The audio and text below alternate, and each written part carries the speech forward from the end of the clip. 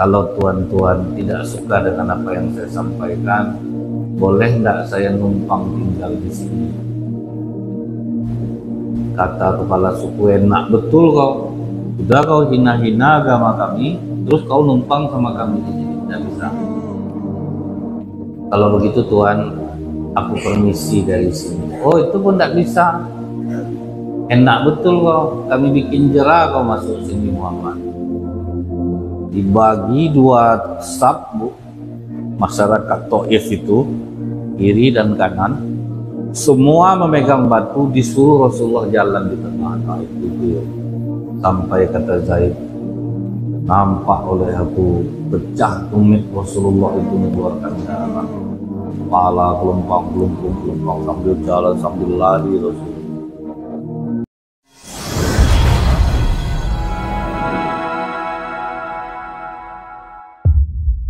Bapak Ketua Masjid beserta pengurus yang saya hormati, Bapak Ibu orang tua yang saya muliakan, hadirin hadirat yang semoga kita semua senantiasa dirahmati oleh Allah. Senantiasa kita selalu memulai dengan mengucapkan alhamdulillahirabbil alamin, bersyukur kita kepada Allah. Allah masih berikan Bapak Ibu kekuatan iman hingga ringan langkah menuju masjid. Semoga ini menjadi sebab diampuni segala dosa, dimudahkan segala urusan, dimurahkan rezeki insyaallah. Bersolawat kita kepada Rasulullah SAW dan mengucapkan Allahumma sholli ala Muhammad wa ala alihi wasallam. Semoga dengan diringankan lisan kita ini bersolawat, kita mendapatkan syafaat di akhir kelak. Sering kita mendengar di dalam Al-Quran, Allah mengatakan ahasiban nasu ayyutraku ayyaqulu amanna wa hum la yaftanun. Apakah orang yang mengatakan bahwa diri kami telah beriman kemudian tidak diuji lagi? Jadi di sini Allah menegaskan bahwa sesoleh-solehah apapun Bapak Ibu tetap ujian dikasih.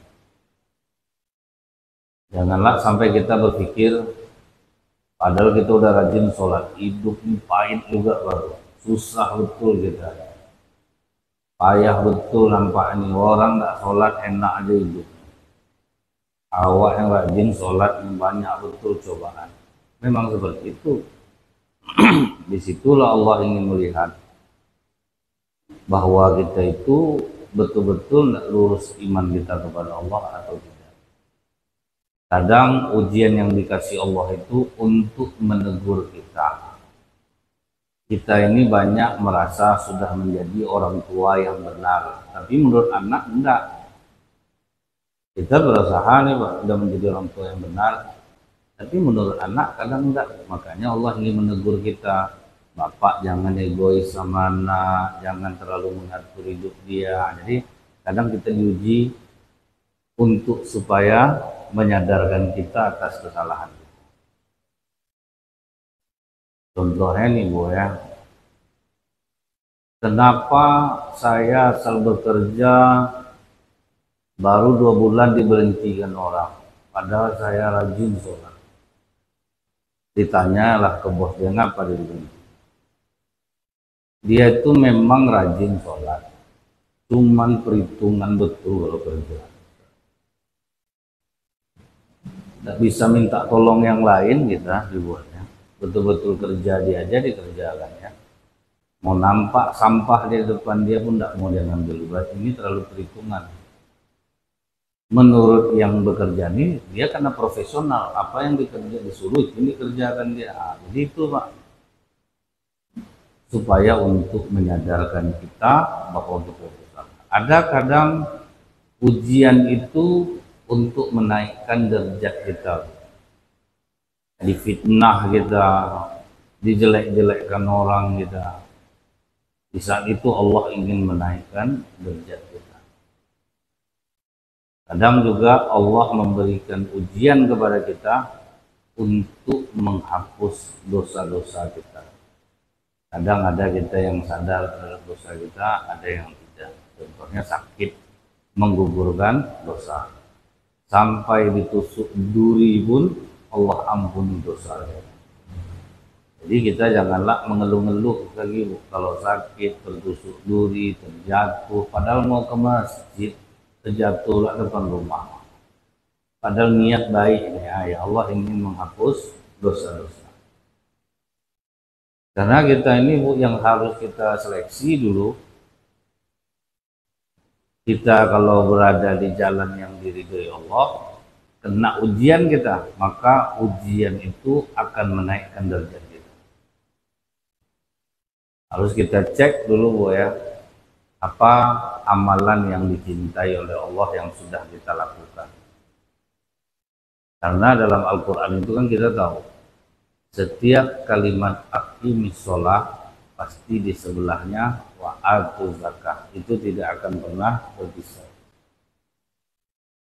Sholat, kita ingat di zaman Rasulullah 24 kali Rasulullah perang Pak, belum pernah Rasulullah meninggalkan sholat berjamaah sekalipun dalam kondisi perang. Itu kita cek dulu. Ada sahabat Rasulullah mengatakan, bagaimana sholat kita nih Rasulullah? Orang dalam keadaan perang, maka dibagi Rasulullah 2 saf.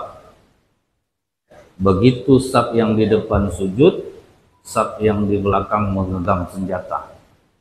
Setelah itu nanti pindah posisi. Jadi tetap siaga, tapi sholat berjamaah tidak ditinggal.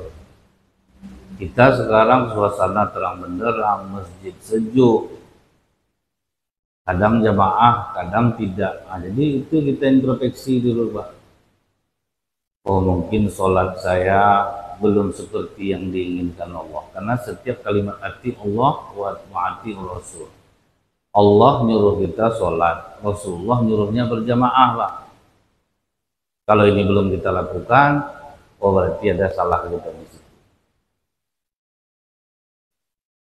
Kita ini kadang sholat jamaah musiman pas bulan Ramadan baru ramai masjid. Kadang merasa-rasa mau merenovasi masjid, pengurus dibuatnya malam pertama itu kan. Ya istiqomah yang susah. Nah, kalau saya ingat dulu ada atu-atu umur 76 tahun. Stroke. Setikap aja udah payah orang jalan, nah ini stroke kaki. Tapi tidak pernah meninggalkan sholat berjamaah di masjid. Sampai luka-luka punggung kakinya jalan ke masjid. Kalau kita penyakit yang paling berbahaya itu Pak, eksusitis namanya. Mencari alasan untuk membenarkan sesuatu yang memang kita tidak mau. Pinggang sakit pula. Tapi kalau liburan tahan jauh-jauh Pak. Berjalan pakai sepeda kuat. Tapi ke masjid sulit. Sampai Pak ya di masjid itu waktunya sholat aja Bu, sebelah kaki dia tetap berdiri, nggak mau dia duduk. Oh, itu kuatnya Pak. Orang bilang keras hati, kalau saya bilang hebatnya tuh keras hati kepada kebaikan. Terus yang di Masjid Al-Falah yang baru wafat Bapak buta Pak, dari Jalan Rupat tua masjid tiap waktu. Apa alasan kita? Kita aja bekerja sama manusia Pak, dekat kita sama dia, rajin kita membantu dia, sering jalan ke rumah dia, sayang dia sama kita. Apalagi Allah. Udahlah sholat berjamaah, ditambahlah sholat sunat, rajinlah berzikir, itu sayang Allah sama kita. Nah, ini dulu yang harus kita cek. Kalau sholat kita sudah di masjid, kemudian rajin tidak kita bersedekah. Kadang orang-orang sholat ke masjid ini Pak, pelit minta ampun, bentuknya rajin sholat. Duit aku itu betul-betul duit aku, nah mau hilang Pak. Orang banyak sekarang ini berbuat baik pakai duit orang. Ukurannya itu uang pribadi kita Pak. Maksud saya pakai duit orang, misalnya gini Bu, gubernur, wali kota mengadakan safari Ramadan ke masjid-masjid. Kadang kan bawa uang 15 juta sumbangan untuk masjid. Kan tidak duit Bapak gubernur dan Bapak wali kota. Cuman gubernur kemarin nyumbang, pasti itu yang tersebut sama kita. Wali kota kemarin nyumbang ukuran kebaikan tuh pakai duit pribadi. Nah, itu baru oke. Orang kebanyakan sudah dia misal secara lembaga bersedekah, tapi dirinya sendiri dia tidak mau bersedekah. Itu yang sering terjadi itu seperti itu, Pak. Kalau kita sudah menyalurkan sedekah, tuh kita tidak ada sedekah lagi. Itu yang kena. Pribadi kita ini tidak mau sedekah. Saya ingat pas saya pergi ke tukang jahit, saya nengok ada sup yang sudah berbuih. Saya bilang sama tukang jahit, kenapa tidak dimakan sup Pak, sampai berbuih macam itu? Itulah kerja Bu Ajah yang punya kedai ini. Kalau soal sholat ke masjid, tiap waktu tidak tengkak dia pergi ke masjid. Tapi asal ngasih makanan Ustadz yang udah basi, baru diantaranya ke saya. Saya kena segan dia punya kios ini.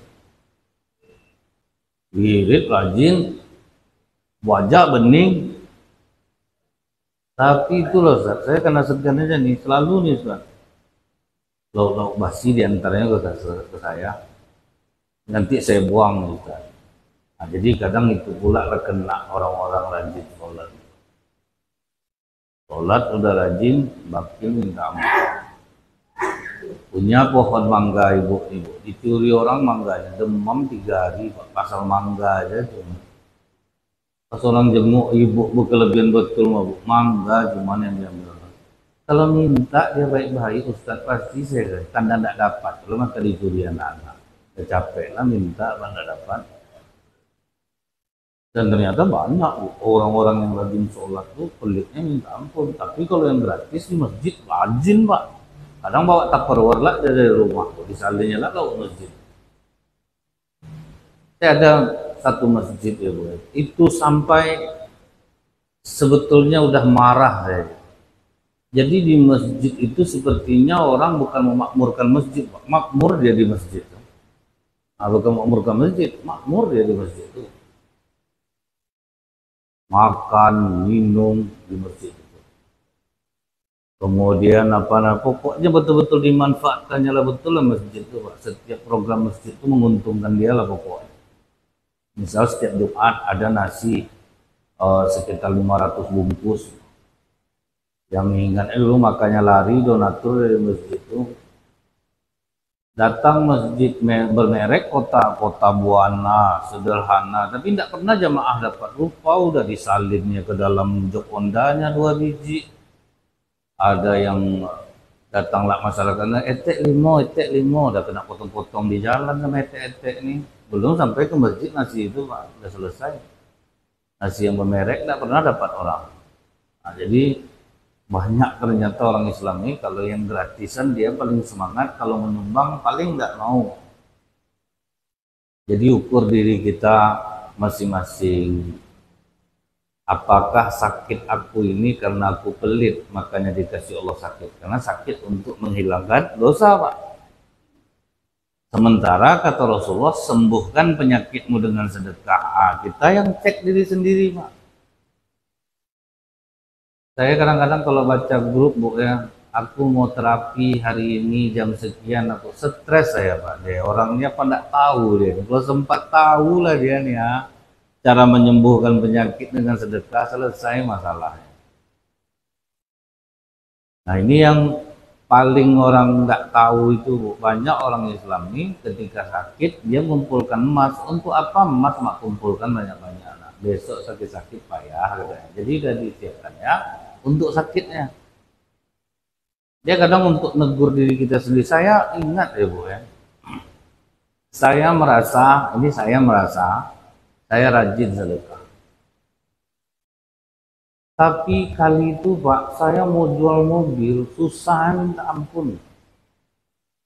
Saya bayar di OLX 100.000 untuk seminggu. Yang nelfon tukang pakang aja Pak. Saya sambung lagi seminggu, enggak juga laku. Saya titip di showroom kawan, bertukar aki. aki baru jadi aki soa. Di situ saya kira mikir, ini ada yang salah di diri aku nih. Mungkin aku merasa aku udah banyak bantu orang, tapi menurut Allah belum maksimal. Kan menurut kita, Pak, rasa kita udah banyak sedekah rasa kita. Akhirnya apa, Bu? 10% dari harga mobil itu saya sedekah. Dari orang membutuhkan, kawan, tetangga, lembaga pendidikan. Sudah dikasih itu, sepulang saya dari Dumai ceramah, duduk setelah makan, masuk WA. Saya deal harga segitu, Pak, tolong kirim lokasi. Saking malasnya saya tidak saya jawab, Pak. Karena udah banyak betul yang macam itu. Lupa enggak lama itu udah saya kirim lah lokasi. Saya masih di luar juga. Dia udah sampai di rumah. Saya udah sampai di rumah. Wow, kejar-kejar saya pulang ini serius nih. Hanya butuh waktu 5 menit bikin kwitansi, diceknya pun enggak mobil saya. Dibawa pergi. Selesai. Wah, di situ saya sadar. Berarti saya yang merasa sedekah saya maksimal. Berarti belum maksimal selamanya. Nah itu tuh yang kita tuh ya. Maka kami Ustaz ini kan macam-macam juga penyakitnya. Saya bilang ke Ustaz, coba kalian introspeksi diri, kalian ceramah, amplop untuk kalian semua atau macam mana? Ada enggak bersedekah? Karena baca Ustaz ini buat lewat kotak infak dia diam aja, Pak, betul pula kadang perhitungan tinggi pula. Jadi kadang yang saya khawatirkan kawan-kawan yang mengumpulkan dana-dana zakat, mereka mau zakat enggak? Mereka mau sedekah enggak? Takutnya karena dia sudah merasa menyalurkan, dia tidak perlu sedekah lagi. Nah ini yang harus kita cek nih, Pak. Bagaimana sholat, sudah berjamaahkah kita atau belum? Karena janji Allah kalau orang sholat berjamaah itu nahnu narzuquk, rezekinya Allah yang ngantar. Nah, kita susah juga hidup, Pak. Kemudian sedekah kata Rasulullah menyembuhkan penyakit, sedekah untuk memancing rezeki, sedekah menghindari bala. Nah, ini kenapa nih kita nih banyak bala dalam diri kita? Banyak musibah, cek di bagian ini. Kalau tidak ada di bagian itu, sakit kita menjadi ujian bagi kita untuk menaikkan derajat kita. Kesusahan kita untuk mengampuni dosa-dosa. Kemudian baru dicek yang ketiga, hubungan dengan orang tua. Sholat udah rajin. Kemudian sedekah udah rajin. Rupanya ke orang tua pula yang kurang. Jadi saya kalau nengok goyang orang soleh-soleh tapi hidupnya susah lah. Pertanyaan saya, kok kayak mana sama orang tua? Dia wajah soleh, sholat berjamaah, hidup menderita. Pertanyaan saya tuh, Bu, kamu tinggal sama siapa? Sama mertua. Kamu kerja? Ya. Anak, istri kerja. Anak tinggal sama mertua. Selesailah hidup. Wajar hidup lo susah walaupun gaji besar, karena sudah menjadikan orang tua seperti pembantunya. Walaupun tidak, ya orang tua kami yang mau Ustadz ya, walaupun dia ridho, cuman dalam kenyataan kalau orang tua kita mampu cari babysitter, orang tua kita tinggal menengok-nengok kan. Terus itu dia pipis, dikejarnya. Kasih anak makan lagi. Iya, ini enggak emak semua ya.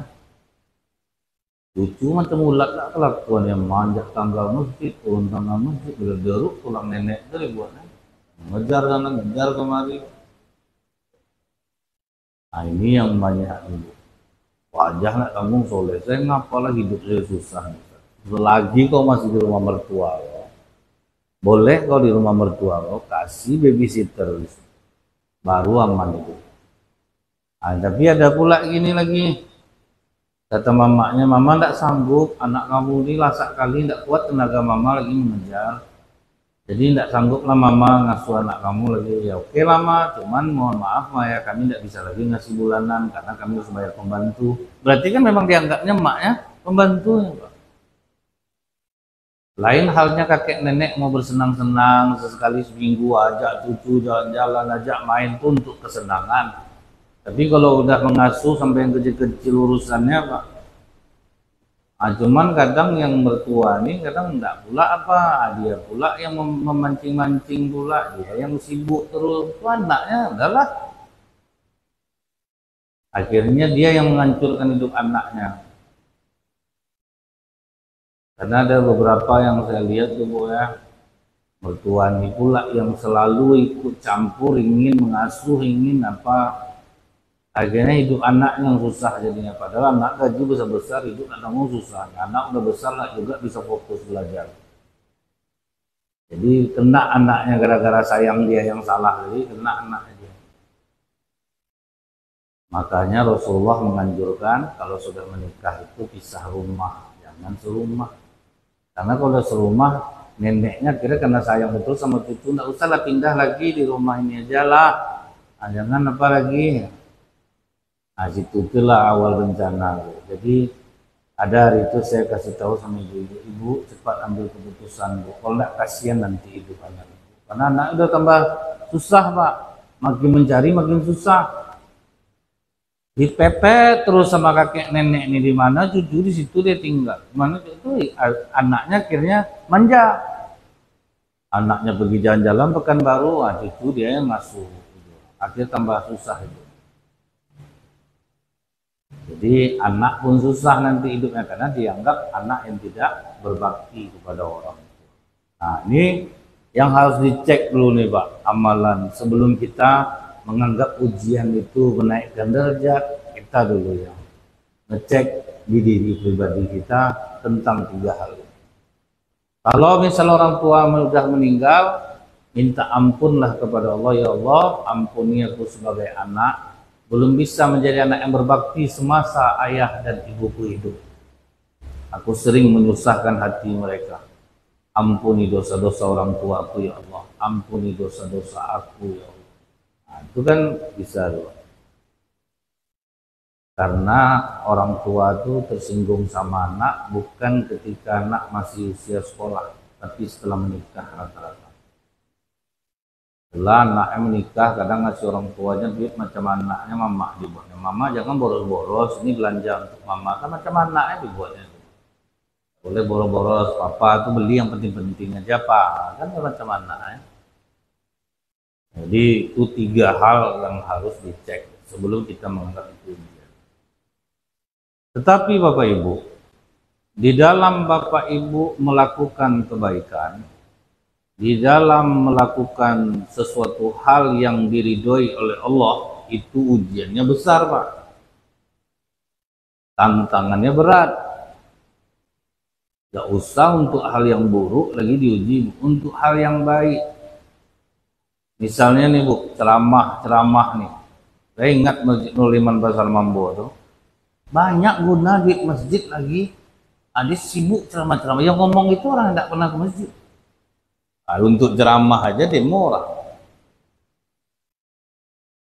Padahal banyak guna duit masjid lagi. Ini macam-macam. Rupanya di Masjid 05 itu hanya donatur khusus yang membiayai pengajian, tidak menyentuh uang masjid.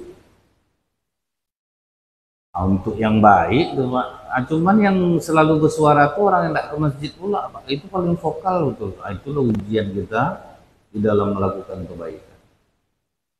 Ditambah lagi dengan jamaah, kadang jadi ujian. Kadang ada jamaah kita ini yang macam Abdullah bin Ubay bin Salul, Pak. Abdullah bin Ubay bin Salul di masa Rasulullah tuh Islam, rajin sholat jamaah, perang ikut, tapi dia benci betul sama Rasulullah. Takutnya kita macam itu juga kadang di masjid itu rupanya, Bu. Ada juga Abdullah bin Ubay bin Salul ya Pak, sholat rajin tapi suka ngumpul-ngumpul di orang. Nah, itu ujian bagi pengurus. Jadi contoh betul sama saya tuh Bu ya. Ketika nanti tuh pengurus masjid ini udah tidak bagus Ustaz, dia tidak ada tanggung jawabnya sama masjid, Jadi kami sepakat mengangkat Ustadz jadi ketua umum di masjid. Ini jadi ketua harian. Saya kan angkat betul jadi ketua umum, saya tidak di situ, saya tinggal. Tidak masalah tuh Ustadz, ini kepentingan untuk masyarakat. Yang kasihan saya ketua harian. Dia yang dikompori, pokoknya aman tuh Pak, kami bantu Bapak. Begitu udah diangkat jadi ketua harian, yang membantu nih pula yang menyerangnya Pak. Karena dia tidak dapat keuntungan dari penunjukan ketua harian ini. Karena dia menganggap ketua harian ini Bu, sadis pula orangnya Pak, ketat, keuangan semua dihitung, rupanya sebelumnya itu uang masjid itu macam uang bapak dia masing-masing Pak, sembarang pakai. Disangkanya ketua yang ditunjuk ini macam itu, rupa ketat, tidak bisa apa-apa lagi. Dia pula menyerang, ini tidak bisa kayak gini nih. Oh, kita balikkan aja ke ketua lama balik. Macam-macam. Banyak Abdullah bin Ubay bin Salul. Ujian dalam kita berjalan dalam kebaikan. Banyak musuhnya, termasuk dari dalam sendiri. Kadang ada musuh. Nah itu ujian. Terus jalan, jangan sampai mundur. Karena kita ingat Bu, Rasulullah saja yang Habibullah mengajak orang kebaikan, apa yang tidak dibuat orang. Begitu meninggal Abu Thalib, Abu Jahal tuh selalu jumpa Rasulullah dan main pukul tuh Pak, dihantam muka Rasulullah. Ada menantunya yang bernama Utaibah, udah diceraikannya anak Rasulullah, dijingkangnya anak Rasulullah, jadi robek-robeknya baju Rasulullah. Aku balikkan anak kau, aku tidak suka dengan agama yang kau bawa. Dihantamnya Rasul, dirobek-robek. Itulah Rasulullah mengangkat tangannya ke langit. Ya Allah, kirimkanlah binatang buas untuk mencakar mukanya. Itulah baru Rasulullah mendoakan orang seperti itu. Jadi waktu Utaibah ini pergi berdagang ke Syam, sedang tidur, tiba-tiba ada singa. Anehnya seramai itu orang, tidak ada yang diganggu sama singa ini. Sampai kata Utaibah, tidak usah kalian takut, singa itu hanya ingin membunuh aku. Muhammad telah membunuhku dari kejauhan. Itulah kata dia. Habis kena cakar Utaibah sampai mati. Kemudian Rasulullah sholat, isi perut onta itu ditaruh orang di atas punggung Rasulullah sampai tidak bisa duduk. Itulah menangis Fatimah. Itulah ujian dalam kebaikan tuh. Sampai kita ingat Bu, diusir Rasulullah dari Mekah, pergilah Rasulullah jalan kaki 4 hari ke Taif. Jalan kaki pergi untuk supaya orang mau kepada Islam ini. Sampai di Taif 15 hari Rasulullah ceramah Pak, satu-satu orang. Begitulah semangatnya Rasulullah itu ingin kebaikan bagi orang. 15 hari itu nihil, tidak ada pengikut sama sekali. Kita sekarang ini Bu, ceramah, masjid sejuk, jamaah tidak suka, paling dia diam aja, tidak keluar dia. Pulang dapat amplop lagi kami ini, tak ada pahala kan enggak lagi. Jadi Pak ya, kalau kita ingat itu Rasulullah SAW 15 hari tanpa pengikut, Rasulullah mencoba cara lain Bu. Adalah kumpulkan kepala suku ya. Begitu kepala suku dikumpulkan, didakwahi oleh Rasulullah tentang Islam.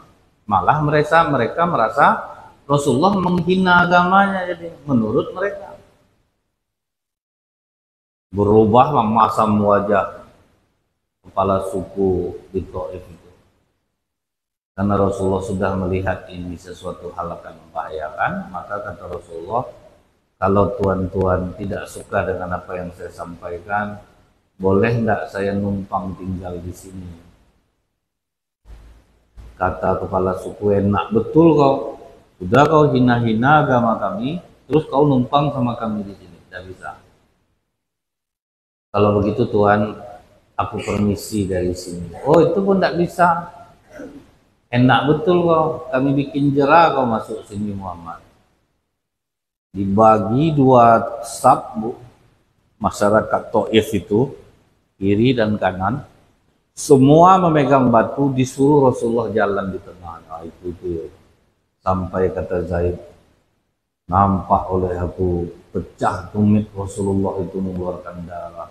Kepala gelempang sambil jalan sambil lari Rasul. Nah, kita belumlah seberat itu lagi, cuman kalau untuk mensyukuri nikmatnya aja payah, kita mau dekat kepada Allah susah. Makanya kata Rasulullah, yang aku takutkan kepada umatku ini bukanlah kemiskinan, tapi ketika dunia dibentangkan. Karena kalau dunia dah dibentangkan, iman melemah jadi. Nah, itu tuh yang susah. Kita ingat Bu ya, masjid kita lama-lama lampu ndak ada, pakai strongkeng, tapi ramai anak-anak mengaji di masjid. Tapi setelah dunia dibentangkan, lampu ada, AC ada, mulai HP, mulai TV, sudah. Jarang kita mendengar anak-anak ngaji di masjid habis maghrib sudah sulit. MDA udah jarang nampak orang. Nah, itulah ketika dunia dibentangkan. Jadi peran orang tua itu besar Bu untuk menjaga anak-anak, yang menasihati anak-anak. Makanya terbukti Bu, ibu-ibu yang cerewet anaknya sukses. Bapak-bapak yang pemarah kepada anak, marah pada tempatnya maksudnya, rata-rata sukses anak. Tapi kalau bapak yang tidak pernah marah Bu, akhirnya karena terlalu sayang sama anak, tidak pernah marah, sekarang menyesal. Saya ingat saya Bu ya, sampai sepupu saya bilang, dulu kan saya paling tidak suka sama bapak saya Pak. Pemarah, agama ini dipaksa Bu. Pas sudah besar-besar, sepupu saya dididik dengan kasih sayang yang sangat tinggi, yang dulu saya iri sama dia. Apa saja diberi, tidak pernah dimarah. Harus hancur semua hidupnya, sederet hancur semua. Mereka bilang, beruntung kau punya papa. Tempat macam itu papa kami dulu mungkin tidak seperti ini kami. Situlah bangga.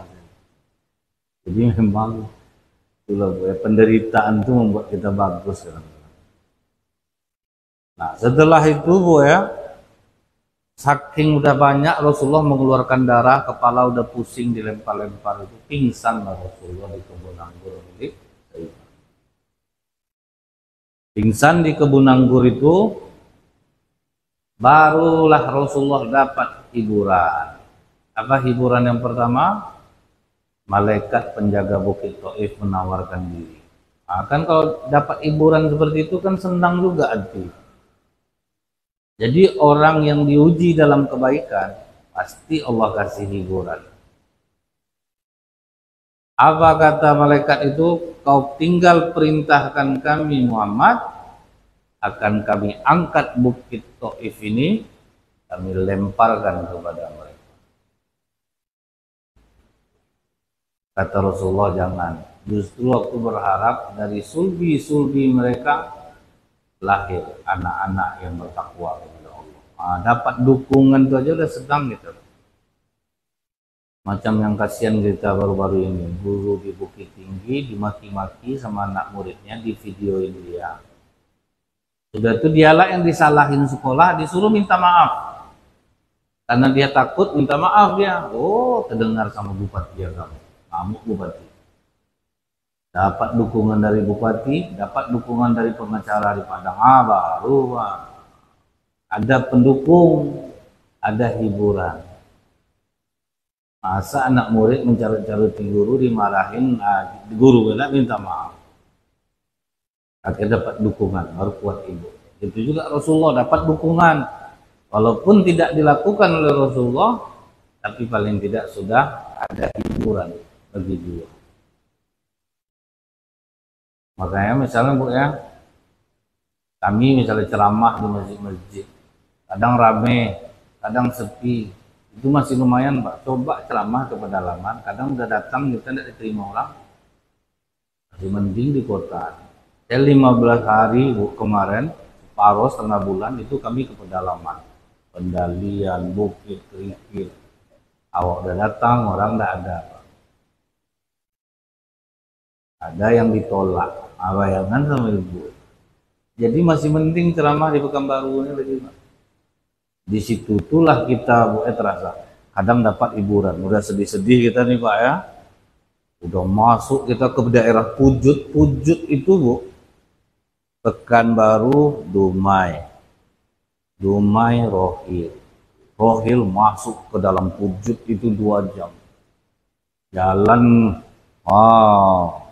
pokoknya kalau untuk mobil saya cocok lah jadinya Pak. Syukur saya beli mobil besar. Nah, jadi bisa masuk gitu. Diacuhkan orang enggak ya. Jadi disitulah kadang gue untuk melatih mental diacuhin orang enggak. Orang enggak kenal sama kita. Nah, jadi nanti Pak udah kita apa tuh Pak? Balik jam 2 sampai balik. Di Rohil. Nah, itu kita mikir tuh strategi apa lagi yang kita buat. Nanti dapat pula masjid yang sangat memuliakan pula. Itu pula itu hiburannya Pak. Udah kita jauh-jauh ke sana Bu, makan enggak, karena enggak ada orang jual makanan, bukan enggak ada duit. Orang jual makanan enggak ada. Sampai di situ pun enggak makan juga. Jadi memang supaya merasakan kita gitu. Pertolongan Allah itu dahsyat. Hiburan-hiburan yang dikasih Allah itu dahsyat. Nah, kemudian Pak, begitu Rasulullah udah sadar dapat bantuan dari malaikat, ditolak oleh Rasulullah, masuk Islam pula satu orang Nasrani, penjaga kebun anggur itu. Tambah senang hati Rasulullah. Kemudian pas Rasulullah mau mengarah ke Mekah, sampai di sebuah lembah namanya Wadi Naqlah. Di Wadi Naqlah itu Rasulullah duduk sambil baca Quran. Rupanya dikasih tahu Allah ketika Rasulullah membaca Al-Quran, semua jin di lembah Nakhlah itu mendengarkan. Sampai berdesak-desakan jin, kata Allah dalam surah Al-Ahqaf. Berdesak-desakan jin sampai jin ini menyuruh kawan-kawannya untuk diam. Diam, dengarkan ini. Akhirnya masuk Islamlah jin di lembah Wadi Naqlah. Manusia tidak mau nerima, rupanya jin mau nerima Pak. Tambah hiburan Rasulullah. Rasulullah mau masuk Mekah, dilarang oleh orang Quraisy. Dapat lagi perlindungan Bu dari Mut'im bin Adi. Padahal dia bukan orang Islam. Dia bukan orang Islam, tapi dia sayang kepada Rasulullah. Dialah yang menjamin Rasulullah masuk lagi ke Mekah. Makanya kepada orang non-muslim kita secara muamalah kita harus baik. Jadi jangan pula sampai semua ayat itu digiring di situ. Pokoknya tidak boleh kita dekat dengan orang selain agama Islam. Ini buktinya Rasulullah masuk Mekah, Mut'im bin Adi itulah yang melindungi sama keluarganya. Dia tidak muslim. Dan sampai mati pun dia bukan seorang muslim, tapi dia yang menjamin Rasulullah masuk ke Mekah. Nah, di situ Bu menjadi hiburan dari Allah. Datang utusan dari Madinah 12 orang. Itulah terjadi baiat Aqabah yang pertama. Pergi ke tempat kami ya Rasulullah, kami akan melindungimu melebihi perlindungan kami kepada istri dan anak. Itu dapat hiburannya Bu. Jadi makanya kenapa Ustaz Somad itu mau ke pedalaman-pedalaman itu Bu. Saya yakin banyak hiburan yang dia dapat oleh UAS. Karena saya pun merasakannya. Masuk ke sana kadang kami bawa ustadz-ustadz dari Jakarta, kemari ustadz mengeluh semuanya. Ya, banyak yang tidak sanggup. Saya bilang mobil yang bawa kita kemari mengeluh. Bawa mobil, bawa sound system loh Bu. Bagaimana coba di desa ada mic yang bagus, dibawa sound system sendiri. Kumpulkan orang. Jadi nanti ada hiburan-hiburannya itu kadang beda-beda, tidak nyangka-nyangka gitu. Dikasih kita hiburan, dikasih keripik, pakai karton, Pokoknya seru lah.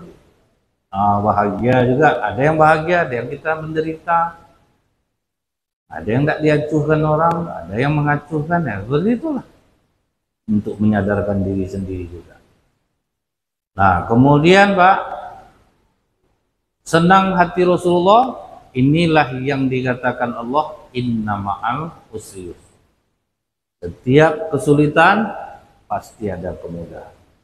Kalimat kesulitan dalam Al-Quran 12, kalimat kemudahan 61. Jadi kita tuh jangan pernah merasa menderita ketika kesulitan. Asal kita ridho dengan takdir itu, kita terima, pasti jadinya kemudahan. Kadang Bu ya, kita dikasih Allah penyakit, rupanya kadang Bu, untuk supaya kita itu banyak pengetahuan tentang penyakit. Saya sekarang Bu ya, sebelum ke rumah sakit ada yang saya telepon dulu, tidak dokter, tidak siapa-siapa, orang biasa, tapi tahu semua gejala. Sebab apa? Dari kecil, dari bayi anaknya menderita penyakit bermacam-macam. Jadi Bu, sampai tahu dia Bu, semua penyakit anak-anak, kemana pergi berobatnya, kemana rumah sakit yang paling cepat penanganannya, ke dia. Nah, itu pengetahuan dikasih Allah melalui sakit anaknya, pengetahuannya banyak. Sampai nama-nama obat tahu. Kalau ini gejalanya Pak, apa obatnya? Coba ini dulu masukkan di setengah jam ke dalam lubang ekornya. Kemudian kalau misalnya udah bereaksi setengah jam, baru tambahkan obat ini, tahu dia semua.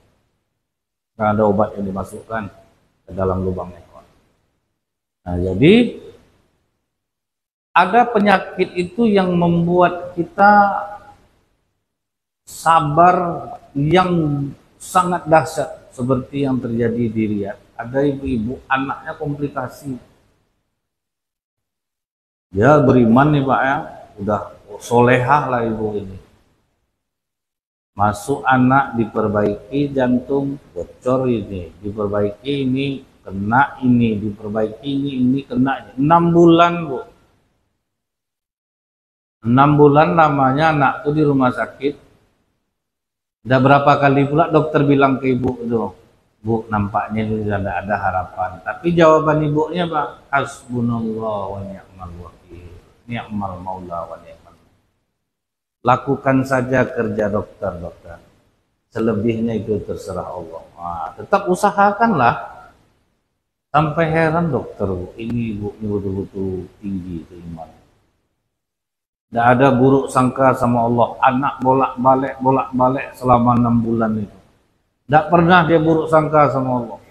Pokoknya Bu, ada-ada aja nyambung penyakitnya tuh. Diperbaiki ini berhenti. Diperbaiki ini bocor. Diperbaiki ini otak yang kena. Waduh, ngeri lah pokoknya. Sampai badan anaknya panas tinggi, lewat dari 38. Dokter pun udah bilang, kami udah pasrah Bu. Tidak masalah dokter. Hasbunallah. Udah balik demam anaknya. Yang ada ibu-ibu lain anak demam sedikit mesti teriak dia di rumah sakit tuh. Dokter tolong dokter. Ibu ini tengok tuh, ibu tuh anaknya 38 lebih tuh. Panasnya diam aja ya, dia tuh ibu yang gila tuh lah ya. Gila dibilang orang. Sabar dia gila dibilang orang. Keajaibannya apa hiburan bagi ibu itu setelah 6 bulan? Anaknya sembuh seperti tidak pernah sakit sebelumnya. Saking udah hafalnya di rumah sakit, dan dibiarkan dokter aja dia main di rumah sakit. Macam rumah dia lah Pak, rumah sakit lari sana, lari sini, lari sana. Akhirnya begunjing lah dokter-dokter ini, tapi begunjing syariah, bukan memburuk. Aku rasa nih ya, kata dokter yang ini, ibu ini kenapa dia sabar, karena ini anak nomor 17 nih aku rasa. Anak ini banyak, itulah ibaratnya, maka dia santai aja nih anak yang ini sakit. Tapi kita coba lah tanya sama ibu ini. Pas ibu tuh masuk ruangan, kami udah berbincang-bincang tadi. Kenapa ibu bisa sabar, tabah 6 bulan melewati hal yang sangat kritis ini? Jadi kami berkesimpulan anak ibu ini banyak. Barangkali ini nomor yang ke-17. Makanya ibu santai menghadapi. Jawaban ibu ini membuat dokter kaget. Justru sebaliknya dokter. Saya nikah sudah 17 tahun, itulah anak pertama saya. Bayangkan Pak, anak pertama setelah pernikahan 17 tahun, ujiannya berat pula lagi. Jadi itu Bu, jadi jangan pula kita bilang kalau kita udah taat ibadah, tuh kita tidak akan sakit-sakit, sehat aja terus. Tuh sudah rajin sedekah, tuh kita tidak akan sakit-sakit. Cuman ada yang lolos, banyak yang tidak lolos Bu. Misalnya nih, ada dulu pedagang keliling di Pekanbaru ini, rajin nabung duit, sampai terbuat dia kios di Panam 3 pintu. Dari dia jualan keliling jalan kaki. Kios siap, datang api Bu. Ketawa sendiri dia Pak. Nah, itu yang tidak kuat. Anggota dewan, misalnya calon anggota dewan, duit udah banyak habis Bu. Yang kata jamaah nih, insya Allah Pak, kami milih Bapak, insya Allah Bu, kami milih Ibu. Pokok macam-macam lah, pilih Ibu, pilih Bapak itu, terus pokok dapat dia sembako. Akhirnya gagal dia Bu, tidak terpilih. Nah, itulah makanya menjelang 2024 itu udah ada kamar khusus di rumah sakit jiwa tuh Pak. Kalau tidak kuat rasanya, tapi saya ada nengok Bu, caleg dulu habis uangnya banyak, tidak terpilih, santai Pak. Itu kalau orang ke masjid Pak, dia orang ke masjid. Yang kedua, memang dia pemberi sama masyarakat, bukan musiman. Menolong masyarakat itu tuh memang makanya dia sampai 2 kali terpilih, karena itu dia di masyarakat betul-betul melayani Pak. Cuman yang ketiga dia dikhianati. Kalau beda nih Pak ya, dikhianati itu beda. Duit banyak habis, dia dikhianati, tapi dia tetap di masjid, tetap bantu orang. Mungkin ada pelajaran untuk saya nih Ustaz. Rupanya ya Bu, COVID orang, enggak juga bisa ngapa-ngapain Pak. Enggak juga akan dapat apa-apa selama 2 tahun. Nah, jadi ada hikmah di balik itu. Tapi kalau yang enggak kuat, itulah jadinya Bu, ketawa sendiri, pidato lah dia di jalan tuh. Dulu di Jalan Tanjung Datuk lewat mobil dilemparnya perempuan tuh, banyak habis duit tidak dipilih gitu. Tapi kalau memang orangnya pemberi, apa itu biasa aja sama dia. Nah, ini ujian bagi orang-orang yang beriman, bahwa ujian itu akan menaikkan derajatnya. Sakit bapak ibu itu untuk terhapus dosa-dosa dan menjadi contoh bagi orang. Misalnya gini Pak, ditengok orang, bapak sakit, ibu sakit, ke masjid, tidak juga berhenti, tetap juga ke masjid. Kadang jadi asbab hidayah bagi orang Pak. Itu tengok, bapak itu udah sakit, ibu itu udah sakit, kakinya sakit, tapi tetap dia ke masjid. Masa kita yang sehat, tidak, itu bisa jadi asbab hidayah bagi orang. Jadi janganlah bapak ibu terkecil hati, penyakit banyak, ujian banyak. Bukan karena bapak ibu tidak bersedekah, bukan bapak ibu tidak rajin sholat, karena ingin dijadikan Allah contoh bagi orang. Jadi orang tidak bisa beralasan. Bagaimana mau beralasan Pak? Orang udah tua-tua ke masjid. Yang kasihannya kita di Kazakhstan sekarang, masjid nggak ada isinya lagi. Laki-laki yang tua-tua mau mati lagi Bu. Bahkan orang sana hanya tahu kalimat Assalamualaikum lagi Pak. Itu udah mulai tuh di sana tuh Bu, ajaran Islam tuh memang sudah sangat asing. Jadi memang banyak, saya kira Pak, macam di daerah itu tuh kuat Islamnya, rupanya enggak. Hanya tinggal orang tua loh. Udah mulai ada di tempat-tempat muslim orang yang tidak mengenal lagi agama. Kan kata Rasulullah, sampai hanya orang akan berbicara, aku pernah dulu mendengar orang mengucapkan la ilaha illallah, kan itu tanda kiamat tuh Pak. Udah nggak ada, malam itu di jalan lagi, sampai orang berkata, aku pernah dengar orang mengucap la ilaha illallah. Sampai itu lagi Pak. Nah, itulah ngerinya Bu, ya, makin banyak orang jauh dari agama. Di Indonesia ini alhamdulillah lah Bu, orang sakit kaki sulit berjalan tetap datang ke masjid. Nah, itu akan menjadi contoh bagi orang nanti. Jadi sabar, tabah, Allah pasti akan memberikan hiburan di balik kesulitan yang Allah berikan kepada orang-orang yang beriman.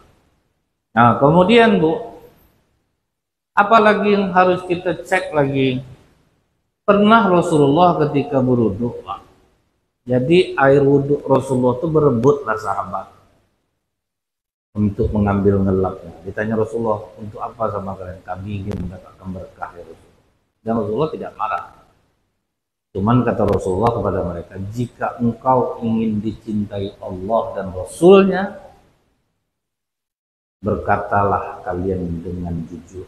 Nah, itu Bu ya. Nah, ini kena kadang kita lagi Bu. Sholat udah rajin, bakti sama orang tua, tabah menghadap ujian, kiranya tidak jujur Pak. Abdullah bin Mas'ud, dia menggembala kambing.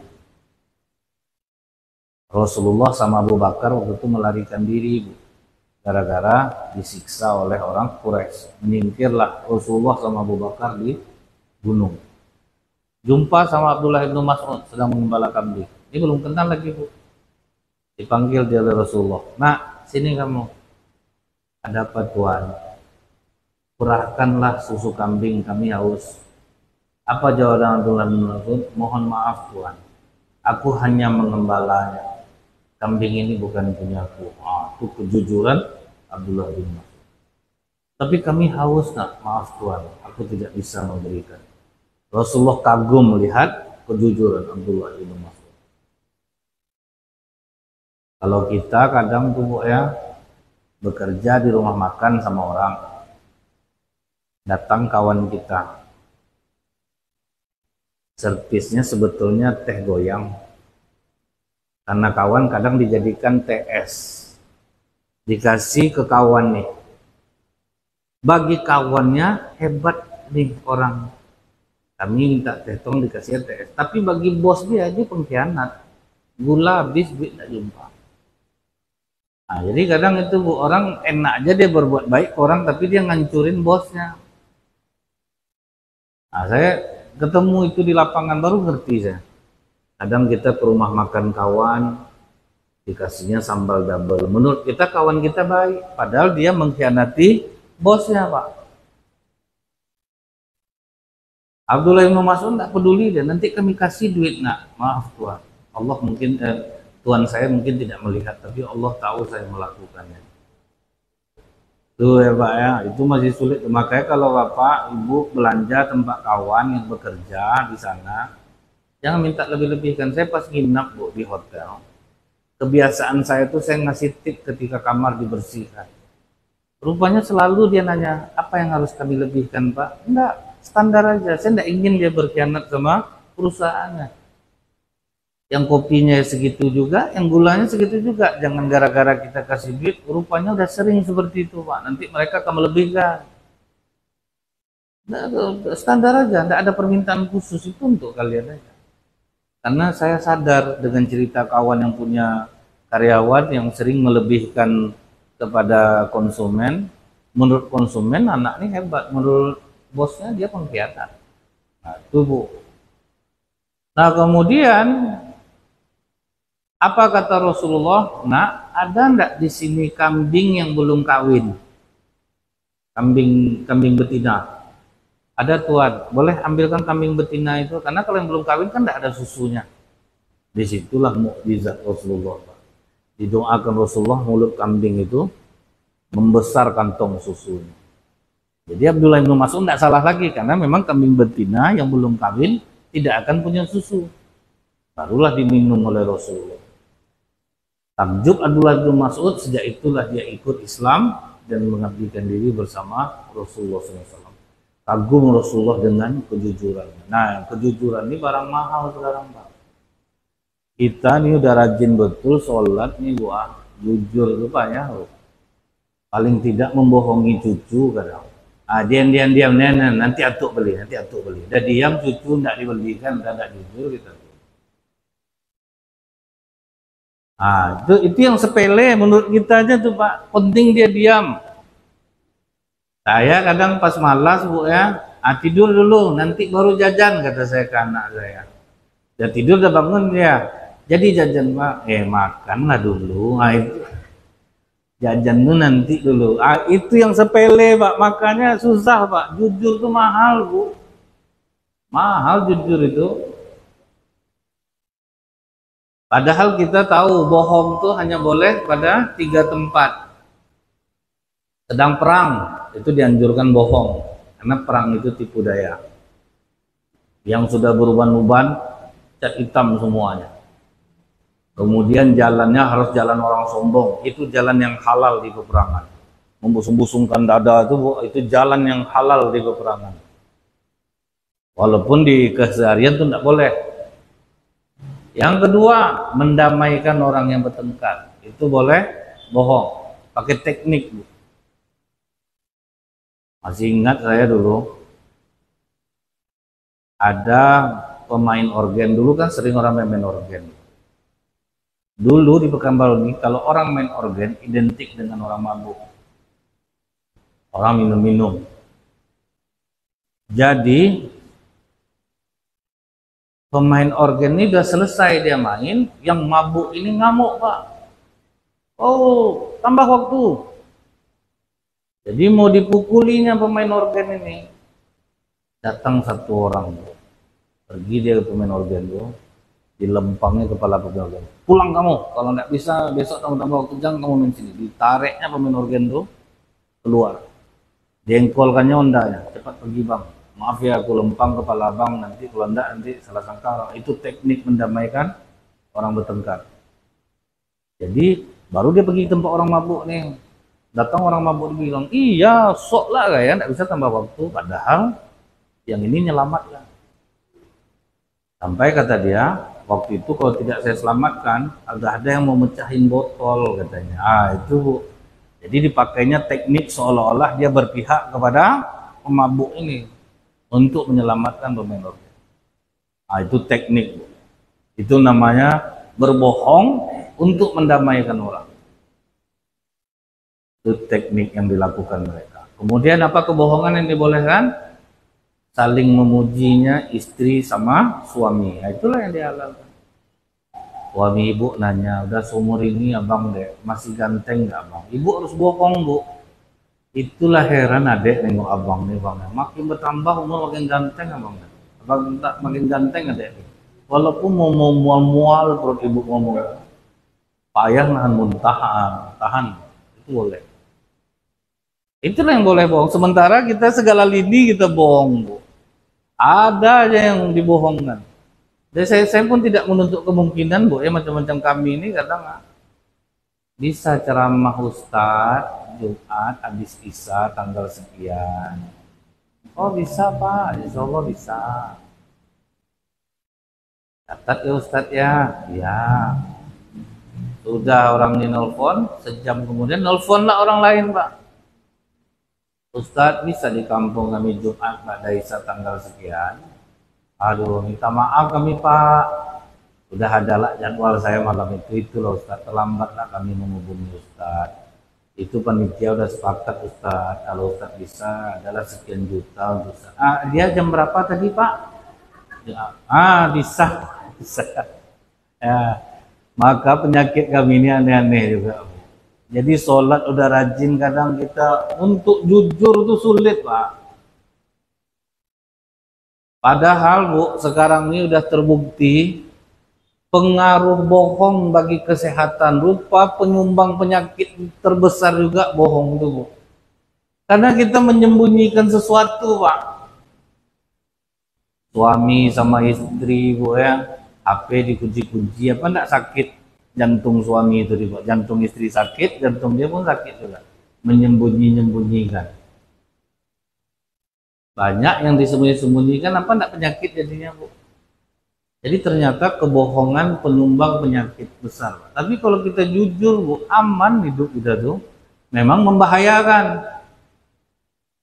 Makanya jujur itu untuk mengantisipasi kita berbuat dosa itu sebetulnya. Mengantisipasi. Makanya saya Bu ya, kalau di tempat ceramah rutin saya selalu bilang, mohon maaf Pak ya, kalau saya tidak bisa datang ke sini akan saya kembalikan kadang kepada pengurus untuk mencari ustadz atau saya mencari sendiri. Karena tentu saya berarti ada ceramah di tempat lain dan amplopnya lebih lumayan. Jadi jujur-jujur aja tuh Pak. Untuk apa pula saya sembunyi tahu jamaah itu Bu, nggak ada kan nggak tahu. Apa pula nggak tahunya jamaah. Dan kadang-kadang ada apa Pak ya, Oh kadang saya karena amplop yang lebih besar. Kita dusta, berarti Ustadz amplop tuh Ustadz, dia tergantung juga nih Pak. Dia tergantung juga nih. Misalnya gini nih Bu, kadang ada masanya kita pergi ke tempat orang, justru kita tidak bisa mengharapkan apa-apa. Tapi di tempat-tempat tertentu, itulah guna manajemen Bu. Manajemen itulah yang tahu Pak. Kalau tidak pakai manajemen kita Bu, azab kita. Kadang dimanfaatkan orang kami untuk mendapatkan keuntungan mereka. Itu udah maklum terjadi. Jadi jangan misalnya ibu mengira kenapa ya menghubungi Ustadz ini sekarang susah manajemen, karena sering kena, udah sering kena Bu. Kita ada masanya Bu, kita turun ke lokasi ini, kita santunan, justru kita tidak mendapatkan apa-apa. Tidak ada masalah, tapi ada masanya kita mesti menghitung dia Bu. Itu ada juga. Jadi tidak selamanya, pokoknya intinya kadang lebih besar lah daripada kalau membatalkan itu Pak, berarti ada yang lebih besar, ada yang lebih baik. Nah, jadi kejujuran itulah barang mahal dan harus kita maklum sekarang. Kenapa hidup kita sulit? Untuk jujur itu payah. Kadang kita jualan Bu ya, ditawar orang, berapa harganya nih Kak? 150, nih enggak bisa 110 Kak, nih modal aja belum dapat lagi itu, padahal untung udah banyak. Dan itu kita anggap kecerdasan Pak. Ada yang pakai Masya Allah, Astagfirullah pakai kadang Pak. Yang dijualnya parfum murah ditawarkan dengan harga mahal. Tidak bisa sekian, Masya Allah itu aja baru apa baru. Kadang mau nggak beli parfum ke saya karena saya tahu parfum. Bisa saya jual, itu maksudnya itu jujur-jujur aja lah. Misalnya belum bisa dijual, belum bisa saya jual sekian lagi, kan bisa. Nah, ini kadang-kadang itulah Bu ya, ini karena ibu kawan saya aja nih Bu, makanya saya jual sekian. Ada dulu Bu ya, dibilangnya ke majelis taklim, family saya dari Abu Dhabi membawa apa mukenanya bagus-bagus. Jadi saya ingin pula ibu-ibu merasakan mukena bagus ini. Jadi saya jual ke ibu-ibu 250.000 aja, tidak mahal, bisa dicicil 3 kali. Jadi makasihlah Bu ya, dapatlah kami pakai telepon Abu Dhabi. Banyak lah ibu-ibu tuh ngambil, lupanya ada ibu ini pergi dia ke Ramayana jumpa sama telepon tubuh 70 harganya. Akhirnya ibu tuh digelari orang ibu Abu Dhabi jadinya. Kita tuh susah betul untuk jujur. Jadi mudah-mudahan dengan kajian ini kita bisa introspeksi diri supaya kita tidak menyalahkan Allah dalam kesulitan yang kita alami. Subhanakallahumma bihamdika asyhadu an la ilaha illa anta astaghfiruka wa atubu ilaik. Assalamualaikum warahmatullahi wabarakatuh.